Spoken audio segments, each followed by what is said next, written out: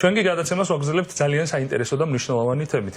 თამარ, მოგეხსენება საქართველოში ესთეტიკური მედიცინა ძალიან დიდი პოპულარობით სარგებლობს უკვე და ირგვლივ არ არსებობს სივრცე გარემო, რა ვიცი, ავტობუსი, საზოგადოებრივი ტრანსპორტი, ტაქსი, თავშეყრის ადგილი, სადაც რაიმე მსგავს პროცედურაზე არ არის საუბარი და რაც ყველაზე კარგია და მომწონს ხოლმე ბიჭებიც კი.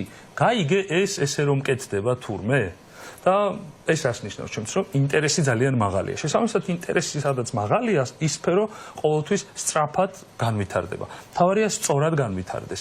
დღეს ამ სფეროში გარკვეული პრობლემები არსებობს, ცენტრები მრავლდება, იხსნება ყველგან, ბევრი ადამიანი გამოჩნდა უკვე ასპარეზზე, რომელიც ამბობს, რომ იცი, მე ამ სერვისს გთავაზობ, მაგრამ ჩემთვის როგორც მომხმარებლისთვის და ალბათ ქალებისთვის კიდევ უფრო მნიშვნელოვანი საკითხია, არ ვიცი ეს ადამიანი რომ თავაზობს პროფესიონალია რა დასტურებს მის განათლებას და იქ სადაც ამ ყველაფერს აკეთებენ, ასე ვთქვათ, რა რეგულაციით არის აწყობილი. ჩვენ ვიცით მაგალითად რა რეგულაციას იცავს ჩვენი საოპერაციო რეანიმაცია სიტუაცია სტანდარტული პალატა, მაგრამ საერთოდ არ ვიცით რა რეგულაციას აკმაყოფილებს, ან ვერ აკმაყოფილებს ესათვის ესთეტიკური მედიცინის ცენტრი. სწორედ ამ თემაზე დღეს ჩვენთან ერთად ისაუბრებს, რა თქმა უნდა, ჩვენი თანაწამყვანი ბაია კონდრატიევა და ბაია გახლავთ ასევე ამ ასოციაციის საბჭოს წევრი. და ჩვენ ყავს კიდე ძალიან საინტერესო სტუმარი, გაიას დამფუძნებელი თაკო ლოლოა. მოკლედ, საიდან გაჩნდა ამ ასოციაციის იდეა და რა არის მიზანი?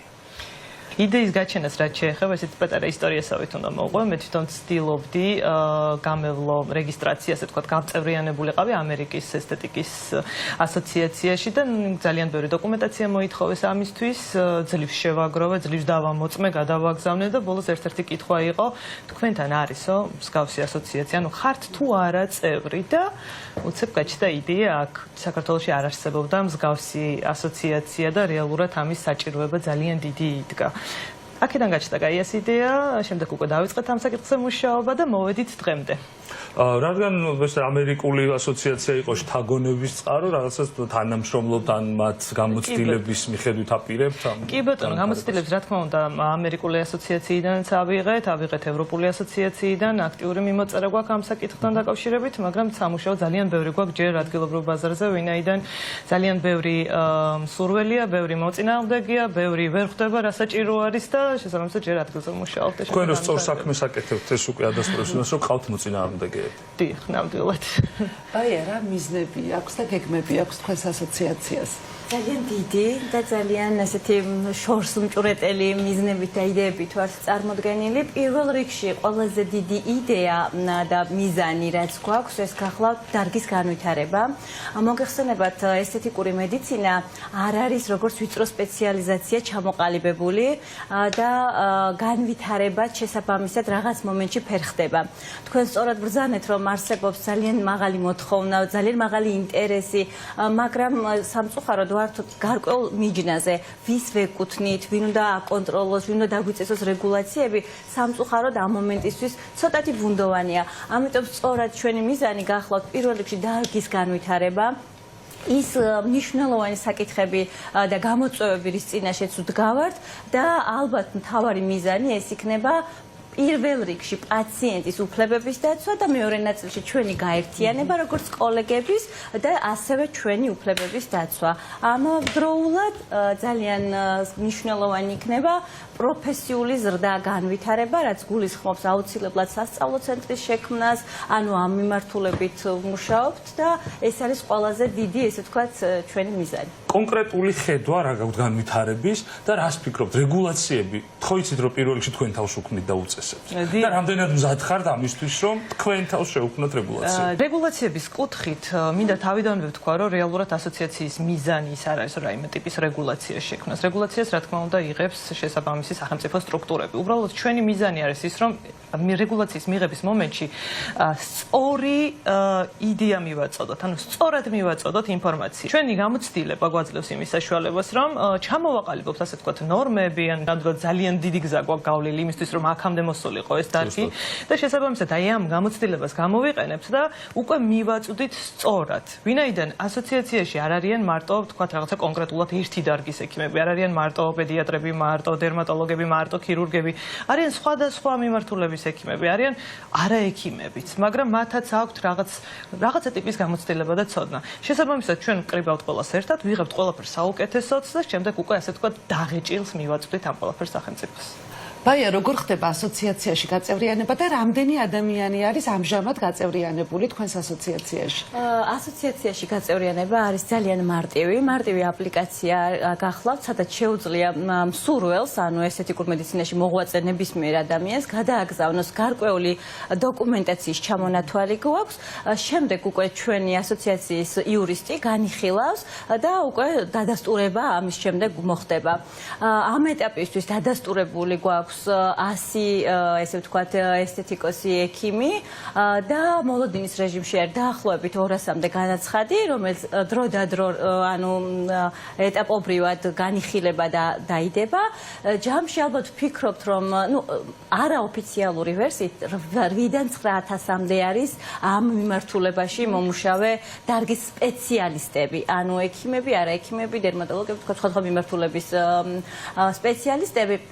ვფიქრობთ, რომ ასოციაცია ვერ გაუძლებს უბრალოდ ამ დონის დატვირთვას, ამიტომ ალბათ საშუალოდ 1000-დან 1500-მდე იქნება ის ძირითადი ბირთვი, რომელსაც წარმოადგენს, ანუ ძირითადი ადამიანები, რომელიც ალბათ დროსაც მნიშვნელობა აქვს, როდის მოახერხებენ ეს ადამიანები გაწევრიანებას და ალბათ ამას დაჭირდება საშუალოდ 3-4 თვე, რომ სტრუქტურიზაცია დაასრულდეს და გაწევრიანების პროცესიც უკვე რაღაცნაირად ფორმატში მოექცეს, ესე ვთქვათ.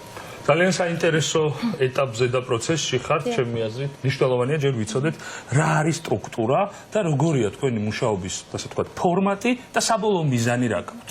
მიზანი თავარი არის ის, რომ პაციენტამდე, მომხმარებლამდე მივიტანოთ ხმა და მათი ცოდნა გავზარდოთ, რომ ეს დარგი არ არის სასალონე და ეს არ არის ესეთი მარტივი, როგორც მათ გონიათ და რომ სპეციალისტი არ ფასდება კარგი ვიდეო ფოტომონტაჟით, კარგი მუსიკალური ეფექტით და სპეციალისტი არ ფასდება სოციალურ ქსელში კარგი რევიუებით. ეს არის ძალიან მნიშვნელოვანი. თუ კარგად ბერის.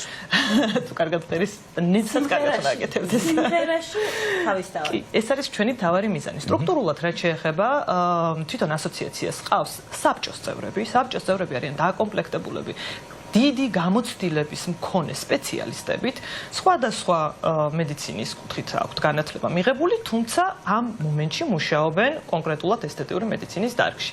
ასევე ასოციაციას ყავს საპატიო წევრები და ყავს ექსპერტები. ექსპერტები როგორც საერთაშორისო, ასევე ადგილობრივი ექსპერტები.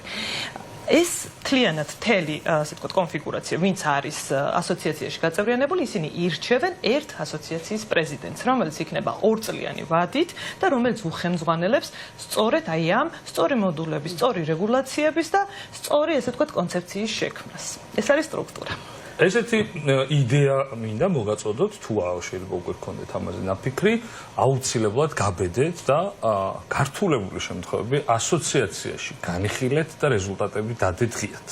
ნამდვილად. ყოველთვის ჯობია ჩვენ თვითონ უთხრათ ჩვენს პაციენტს, ჩვენ რა შეგვეშალა ამ მართვაში, რომ შეგვეშალა შემდეგ როგორ გამოვასწორეთ და შემდეგი პაციენტი რატომ არის დაზღვეული ამით.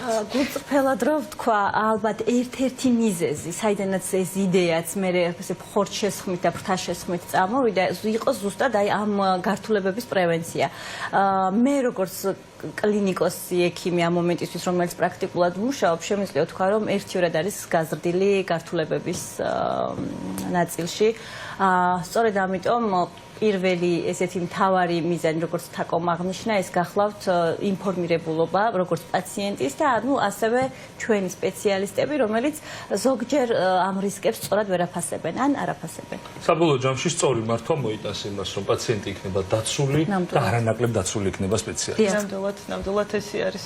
ორი სიტყვით დავამატებ მხოლოდ, აი ამ საბჭოს წევრებს აქვთ ნამდვილად ყოველს თავისი სახელმძღვანელო, ასე ვთქვათ, მიმართულება და ერთ-ერთი არის ესეთი ზუსტად რომ გართულებული პაციენტების კუთხით უნდა მიიღოს ხოლმე, ასე ვთქვათ, გადაწყვეტილებები და მოგვაწოდოს кейსები და არაერთი кейსი გვაქვს მოგროვილი, რომელსაც ეტაპობრივად გამოვაქვეყნებთ და ამით კიდევ უფრო გაიზრდება ცნობიერება მომხმარებელში და პაციენტებში, ვინაიდან ეს გართულება არ არის ისეთი მარტივი, როგორც ჰქონიათ მათ. თავარი კიდევ ჩვენი სამუშაო ის არის, რომ განისაზღვროს, ვის აქვს იმის უფლება, რომ აი ეს ამხელა ლეგიტიმიზაცია იმისა, რომ ასწავლოს და გადასცეს თავისი ცოდნა უკვე სხვას. დიდი მადლობა გოგოებო, ძალიან საინტერესო ინფორმაცია მოგვაწოდეთ და როგორც მომხმარებლისთვის, ასევე ესთეტიკურ მედიცინაში მომუშავე ექიმებისთვის ეს ძალიან მნიშვნელოვანი ნაბიჯია და ვფიქრობ, რომ წინ ბევრი წარმატება გელოდებათ ამ საქმეში. უდიდესი მადლობა თქვენ. წარმატებებს გისურვებთ.